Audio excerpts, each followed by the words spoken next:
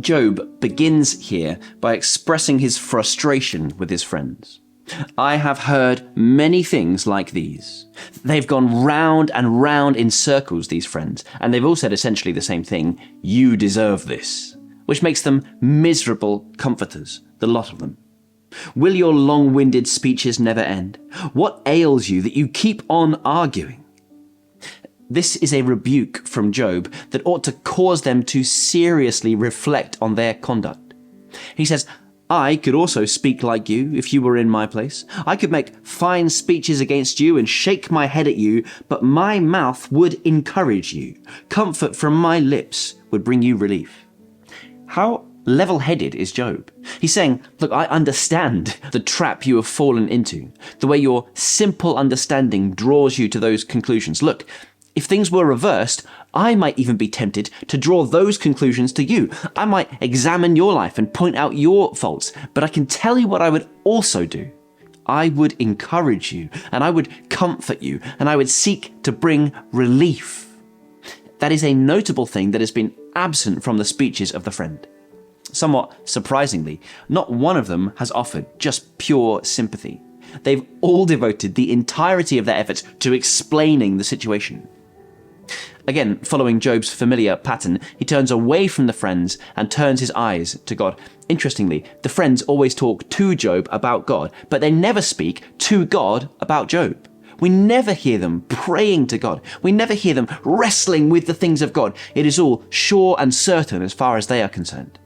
But here we see Job turning back again to the one place where he can actually find hope.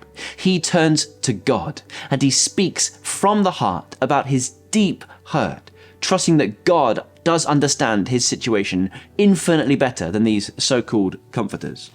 Surely, God, you have worn me out. You have devastated my entire household. You have shriveled me up, and it has become a witness. My gauntness rises up and testifies against me. Job feels the pain and the pressure has robbed him of all strength. The fatigue now is catching up with him. He begins a series of pretty startling images to convey the howling horror within his heart. God assails me and tears me in his anger. He gnashes his teeth at me. My opponent fastens on me his piercing eyes. Job's perception of God is that he is like a wild animal, violent and unpredictable. And those who look at Job now see not a respectable man of religious devotion. No, they don't see a productive and fruitful man as he once was. They see a wreckage of a man, and they assume he must deserve it. They open their mouths to jeer at me. They strike my cheek in scorn and unite together against me. How little must you think of someone to see them in Job's condition and strike them?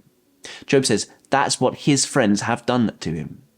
Again, the imagery is shocking as Job continues. He says he feels like God has seized him by the neck in verse 12, and that the arrows that God has fired into him have split his body open. Listen to how graphic this is. He pierces my kidneys and spills my gall on the ground. Again and again he bursts upon me and rushes at me like a warrior. It's awful, isn't it? What Job has been through and how he feels in the midst of this misery. He says, I have sewed sackcloth on my skin and buried my brow in the dust. You'll be familiar with the idea of putting on sackcloth as an outward sign of an inward grief. Job goes one step further and says, I have sewed it over my skin, as in, this is my permanent, settled condition, one of everlasting grief. Now, I know this happened thousands of years ago, but doesn't this make you want to weep with him and to sit alongside him and to put your arm around him and speak words of genuine comfort to him? Job, at the end of this chapter, again, hints that his heart is longing for what we know is found in Jesus. He says, my intercessor is my friend, as I pour out tears to God. On behalf of a man, he pleads with God as one pleads for a friend. Now, none of the three who have shown up are doing anything of the sort. They are not calling out to God on Job's behalf. As we noted earlier, they don't speak to God in the entire book.